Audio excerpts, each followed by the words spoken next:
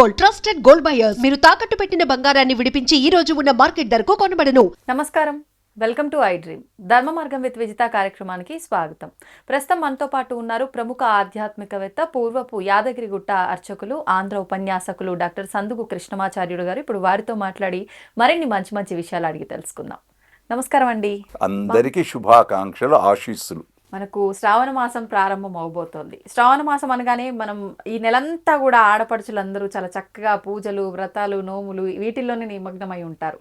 ముఖ్యంగా చేసుకునేది అంటే ప్రతిరోజు ఒక్కొక్క దైవతారాధన చేసినప్పటికీ ముఖ్యంగా శుక్రవారం వచ్చింది అంటే 4 శుక్రవారాలైనా 5 శుక్రవారాలైనా కూడా చాలా చక్కగా వరలక్ష్మి వ్రతం చేసుకోవడము, పూజ చేసుకోవడం చేస్తూ ఉంటారు. ఈ వరలక్ష్మి వ్రతం అనేది అంటే ఇందాక మీరు చెప్పినట్టు అమ్మగారు శనివార వ్రతం ఏదో చేసుకుంటున్నారు అని, వాళ్ళ అత్తగారు ఇచ్చింది అని చెప్పి, అలా అత్తలు వాళ్ళ ముందు తరాల వాళ్ళు చేస్తేనే చేసుకునే వ్రతమా, లేదంటే ఎవరైనా చేసుకునే వ్రతమా, ఏ విధంగా ఆచరించాలో వివరించండి. వ్రతము, వరలక్ష్మి వ్రతము. ముందు పదాన్ని చూడండి, వర. అవును, శ్రేష్టమైన మొదట్లోనే ఉంది. అంటే నీ మనస వాచ కర్మణ గొప్పగా చేసుకునే వ్రతం. ఒక్క శ్రావణ మాసంలో చెయ్యమని కాదు, రోజు చెయ్యాలి. రోజు చెయ్యకుంటే కనీసం శ్రావణ మాసంలో అన్నా చెయ్యి. శ్రావణ మాసంలో కూడా నాకు వీలు కాదు, కనీసం ఒక్క శుక్రవారం నాడైనా చెయ్యి. ఇప్పుడు మళ్ళీ దాంట్లో రెండోది అడిగారు, అత్త నుంచి పరంపరాగత. ఇది మన ఆచారం, ఎక్కడ శాస్త్రం నుంచి లేదు. మన ఆచారం ఇచ్చి పుచ్చుకొనుట, పెద్దల నుండి అనుగ్రహించబడుట. కొత్త వాళ్ళు స్వీకరించవచ్చు, ఎవరైనా స్వీకరించవచ్చు, దానికి నియమాలు ఏం లేవు. అయితే ఇక్కడ ఒకటి, ఎందుకు ఈ ఇచ్చుకుట్ట పరంపర? ఆషాఢం దూరం చేస్తుంది, శ్రావణం కలుపుతుంది. ఆషాఢంలోనే భార్యాభర్తలు, ఆ తల్లిగారింట్లో ఉంటుంది ఆమె, ఈయన తల్లిగారింట్లో ఉంటాడు ఈయనే. అక్కడ ఎడం. తర్వాత శ్రావణ మాసాలు కలిపిన తర్వాత మొట్టమొదటి పూజ, ఇద్దరు కలిసి హాయిగా పూజ చేయడం. అందుచేత శ్రావణ మాసం ఏం చేస్తుంది? శ్రవణ శుభగం. శ్రావణం పేరే అదే, శ్రవణ శుభగం. మంచి మాటలు వినుట. ఆ మాటలేంటి? వేదవాక్కులు, పూజావాక్కులు, మంచి ఈ అమ్మగారులు వాళ్ళ భజనలు ఇవి. అందుకు ఆషాఢంలో ఏముంది? ఆషాఢంలో వర్ష ఋతువు కాబట్టి వర్షాలు వస్తాయి కాబట్టి బోనం అనేవరకు ఏమైంది? అన్నం అనేవరకు ఏమైంది? అక్కడికి బ్యాక్టీరియా అంతా అక్కడికి వెళ్ళిపోతుంది. ఆ బ్యాక్టీరియా అంతా వచ్చేటప్పటికి ఏముంటుంది? వేపక మండలు. ఇక్కడ శ్రావణ మాసంలో వరలక్ష్మి వ్రతం దగ్గర వచ్చారు, మామిడి ఆకులు. అంతే. అక్కడ ఇక్కడ అది సైంటిఫిక్ రీజన్గా వెనకటి వాళ్ళు పూర్వీకులు మనకి ఇచ్చినటువంటిది. కనీసం ఈలానన్నా సౌభాగ్య వ్రతం చేసుకో తల్లి. దీనికి అనేక రకాల్లో మళ్ళీ వ్రతాలు వచ్చాయి. పండితులు చెప్తున్నారు ఎన్నెన్నో సౌభాగ్య వ్రతమని, ఆ వ్రతమని, ఈ వ్రతం ఎన్నెన్నో వచ్చాయి. ఏదైనా ఒకటే, దైవ ఆరాధన. అది చేస్తే చాలు, సంతోషం. ఇప్పుడు అంటే ఈ వ్రతం చేసే రోజున కూడా ఇందాక మీరు ఇంతకుముందు టాపిక్లోనే చెప్పినట్టు సాయంత్రము లక్ష్మీ అమ్మవారి ఆరాధనకు శ్రేష్టం కాబట్టి సాయంత్రమే ఈ వ్రతం చేసుకోవాలి, పొద్దునంతా ఉపవాసం ఉండాలి అని చెప్పి. కొంతమంది లేదు పొద్దున చేసుకున్నా పర్వాలేదు కానీ వాయినాలు ప్రత్యేకం, ఈ పసుపు కుంకుమలు ముత్తైదులకు ఇవ్వటం, అది సాయంత్రం ఇచ్చుకోవచ్చు అని రకరకాలుగా చెప్తారు. అసలు ఏంటి వాస్తవం? పూజ కాగానే అందరికీ తిలకం పెడతామే. ఎందుకు పెట్టాలి? మంచిని పంచుట. కానీ స్త్రీ కోరుకునేది ఏంటి? సౌభాగ్యమే పసుపు కుంకుమ.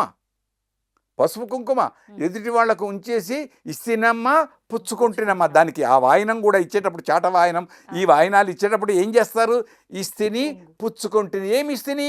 ప్రేమను పంచాను, నీ దగ్గర నుంచి ప్రేమను పొందాను. ఆ ప్రేమనే ఆశీర్వచన రూపంలో ఉంటుంది. సౌభాగ్యవతి భవ వర్ధతాం, పిల్లలు పాపలు చల్లగా వర్ధిల్లమ్మా అని దీవించటం. కనుక ఎప్పుడు ఇచ్చామో ఎప్పుడు చేశామని కాదు, ఉపవాసం కూడా తిన్నామా తినలేదా అని కాదు, లఘు ప్రసాదం అంటే జలరూపమైన ప్రసాదం స్వీకరించుట. అంటే పాలో ఏదో స్వీకరించి చేయుట.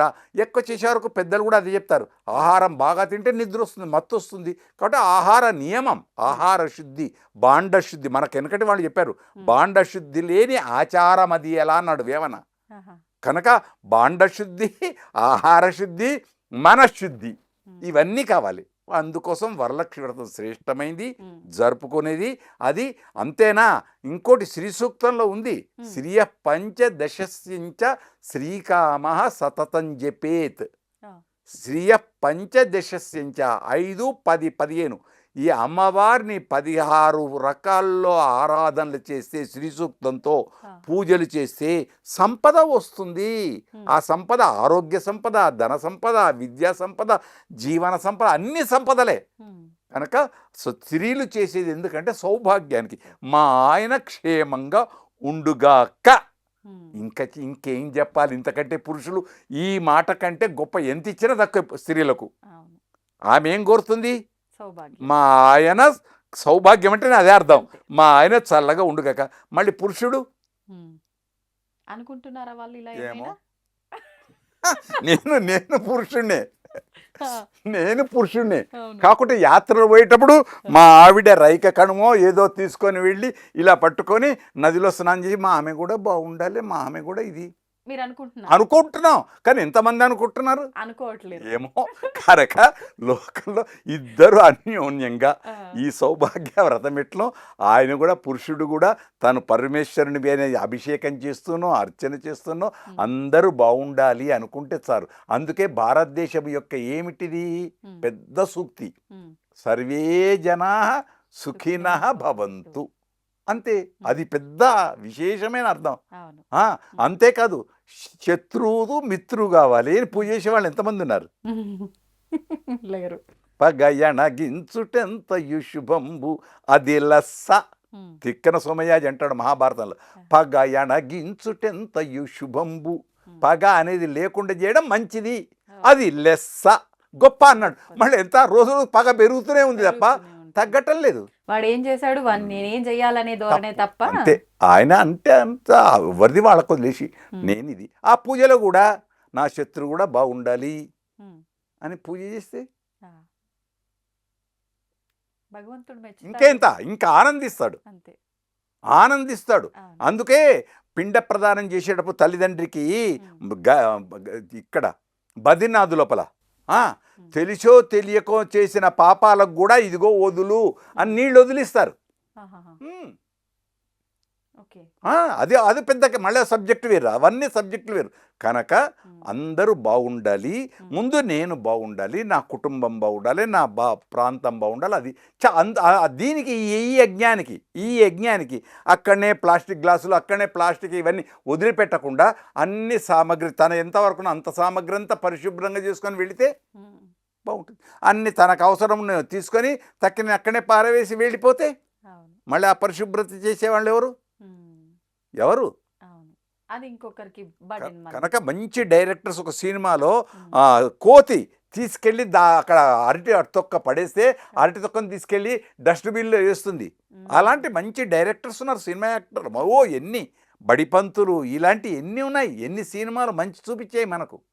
కాబట్టి మంచి ఉంది, చెడు వస్తుంది, ఆ చెడును రానికుండా చేద్దాం. ఈ వరలక్ష్మి వ్రతంలో కూడా కొంతమంది కొన్ని విధానాలు చెప్తున్నారండి. 9 నైవేద్యాలని, 9 రకాల తోరణము, ముళ్ళు, ఇవన్నీ. నవము అనేది పూర్ణ సంఖ్య.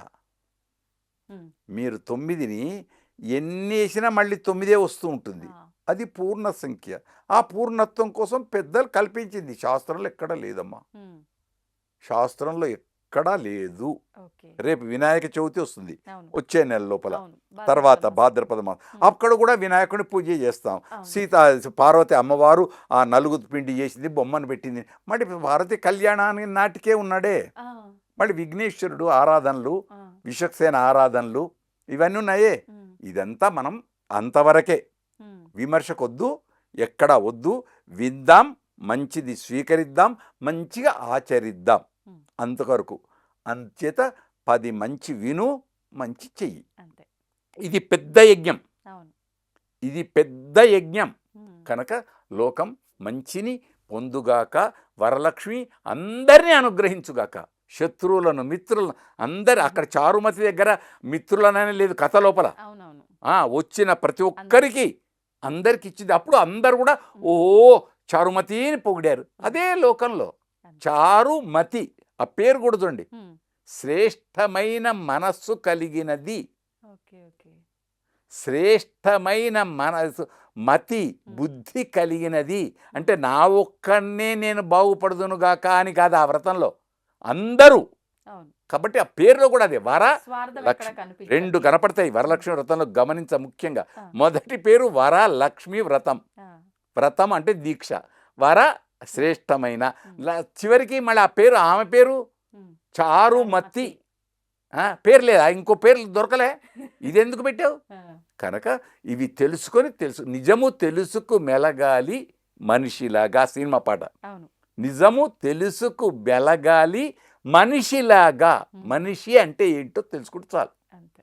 అది చెప్పేవాళ్ళు తక్కువ అయ్యారు, వినేవాళ్ళు అసలే వినరు. ఆయన ఏదో చెప్తున్నాడు నాకెందుకులే అంటారు అంతే. ఉమ్.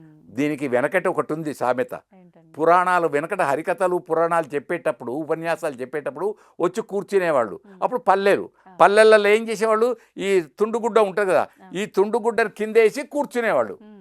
కూర్చొని మళ్ళీ అంత అయిపోయిన తర్వాత శ్రీరామచంద్ర భగవానికి జై అనగానే అందరు లేచి మళ్ళీ దీన్ని దులిపేవాళ్ళు. అంటే విన్నదంతా మళ్ళీ పోయింది అని పెద్దలు అంటారు, నేను కాదు, పెద్దలు కొందరు అనేవాళ్ళు. ఈ చెవుల నుంచి ఈయన, ఈ చెవుల నుంచి వదిలే గదేంద్ర ఆయన చెప్పినా అంటావా అనేటోళ్ళు ఉన్నారు, ఉన్నారు. ఇవి పట్టుకునేటోళ్ళు ఉన్నారు. ఉమ్. జీర్ణించుకుని మంచి గ్రహిద్దాం, చెడును వదిలిపెడదాం. అంతే. కనుక వరలక్ష్మి వ్రతం శ్రేష్టమైన వ్రతం. అందరికీ అష్టలక్ష్ముల వైభవం అందరి ఇంట్లో ఉండుగాక. బ్రాహ్మడి కాబట్టి ఇంకొక మాట అంటున్నాను మీడియా ద్వారా, అప్రాప్య లక్ష్మి ప్రాప్తిరస్తు, ప్రాప్యలక్ష్మి గృహే స్థిర నివాస సిద్ధిరస్తు.